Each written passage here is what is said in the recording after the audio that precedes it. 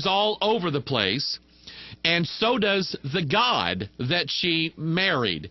It's either Osiris, or it's Baal, or it's Dagon, or it's Chion, or it's Molech, or it's Adonis, or it's Zeus, or whatever. His name is all busted up, and even the myth about him is not consistent from one tribe or one civilization or one culture or one language to another. It's all messed up out there, and it's all confused.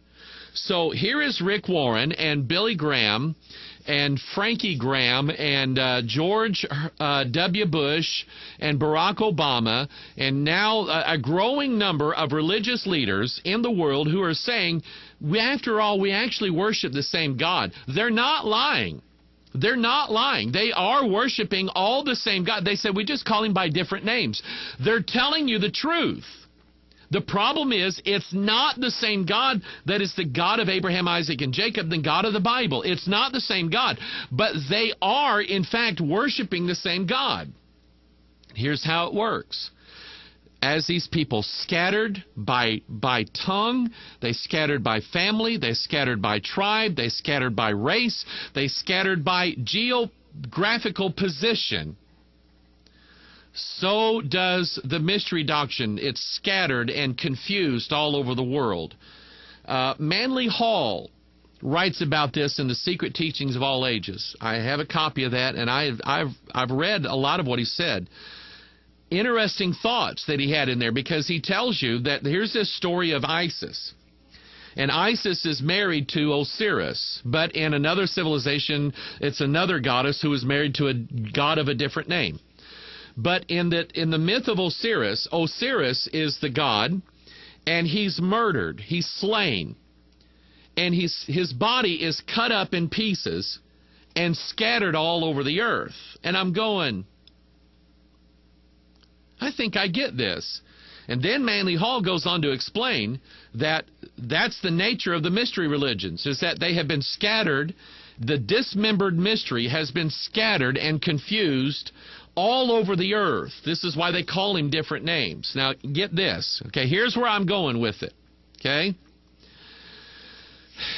Guess what Mystery Babylon, or excuse me, Isis, or Ashtaroth, or the Virgin Mary. Virgin Mary, let's use her. Okay? Because that's who she is. She's Mystery Babylon the Great. That spirit, guess what Isis wants to do? Isis wants to revive the god. It's her husband. And she wants him brought back to life. Okay? Are you with me? So she knows that she has to assemble together all the pieces of Osiris and put them all back together again so that he can live once again. Are you catching this? Because I'm throwing it. Okay? She wants to gather together all the pieces of Osiris's dead body. Think about it. A body is a temple. It's a religious gathering. She is gathering it all together and putting it all back together so it can be one again. Think of the number one. Think of the Matrix. Okay? Guess who? Good for you guys. You're catching it. Guess who Neo was? He was the sum of an imbalanced equation that the architect is a Freemasonic term, that the architect had, and he was the remainder of the sum of an unbalanced equation, and his number was 1. Okay? So the Free Will Baptists, for years, that's who we came out of. The Free Will Baptists, for years, put out a national magazine called Contact Magazine. It was like a newsletter for all the Free Will Baptist churches in the denomination. A few years ago, they said, we're going to change everything. We're all about changing things. You know what they called it? One Magazine. Okay? So here you're going to hear from Ricky, from Billy, from Frankie. You're going to hear from all of the religious leaders. You're going to hear from Tyndale House, from Zondervan. You're going to hear from Thomas Nelson Publishing. You're going to hear from the Nav Press. You're going to hear from this seminary and that seminary over there. And you're going to hear all the people on Bott Radio, and you're going to hear all the people on Crawford Radio, and you're going to hear all the Chuck Smiths and everybody. You're going to hear all of them talk about let's all get back together again. Contemporary Christian music is loaded with oneness. It's loaded with it. The idea that you can have a rock concert and have Catholics and Baptists together going, praise Jesus, praise you, all at the same time, it's working.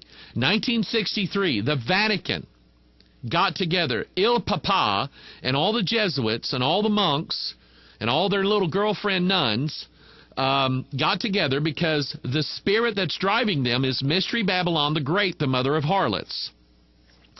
And they initiated what was called the ecumenical movement. Their job was to bring all the daughters back in under the mother. Think about that, okay? Their job was to collect everybody together as a collective. And so since 1963, you've had the Roman Catholic Church through hook or through crook, linking back up with the Church of England, shaking hands and being nice with the Orthodox Church. They've reached out to the Jews. They've reached out to the Muslims. The Baptists are in attendance at the meetings. The Pentecostals, the Assemblies of God, the Nazarenes, the Lutherans, the United Methodists, the Episcopalian, everybody. Everybody now is meeting back at Benny Hinn. Where did Benny Hinn get caught walking into a hotel with Paula White holding hands? Where did they get caught at? In Rome. They were at a meeting in the Vatican. Think about it.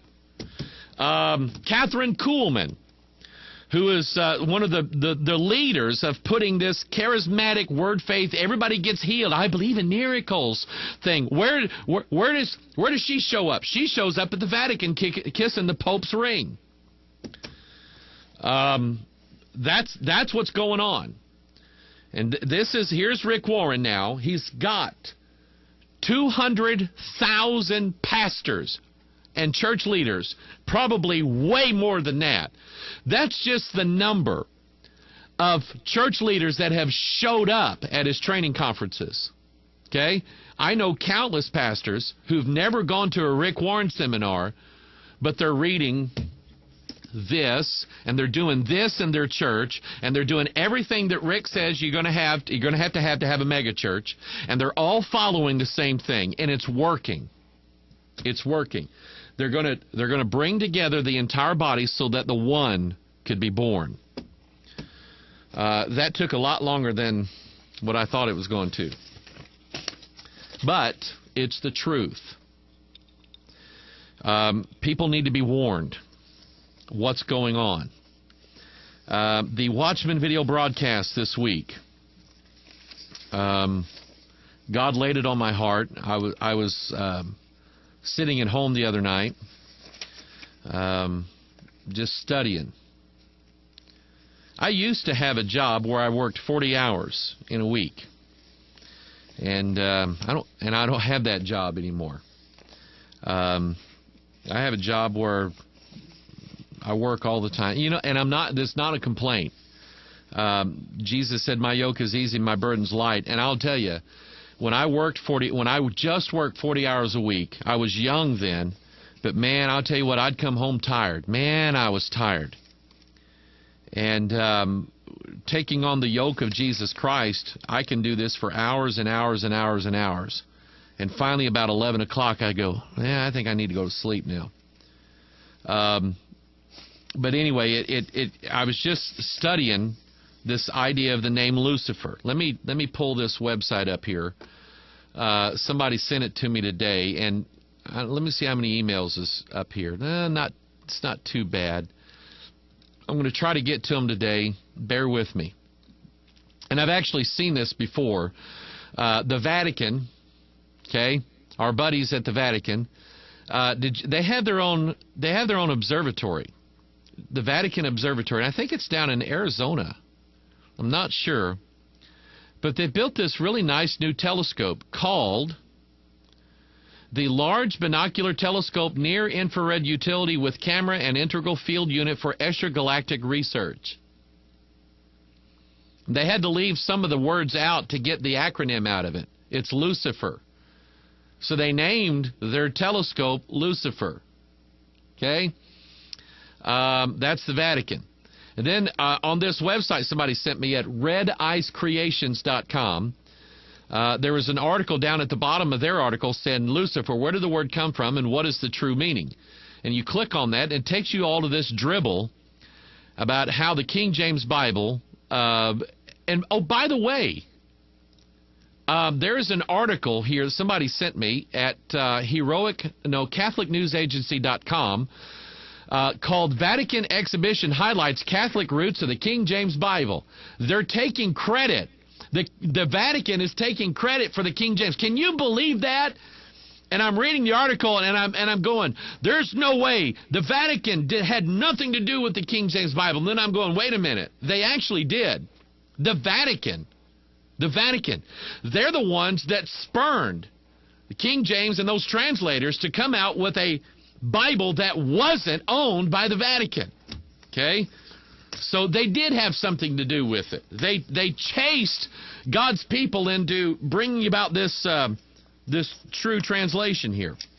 But anyway, everywhere, and I've heard this. I heard it in Bible college. I've heard it in sermons. I've heard it from, you get on these prophecy blogs, and they'll all tell you the same thing, that Lucifer is not the name of the devil.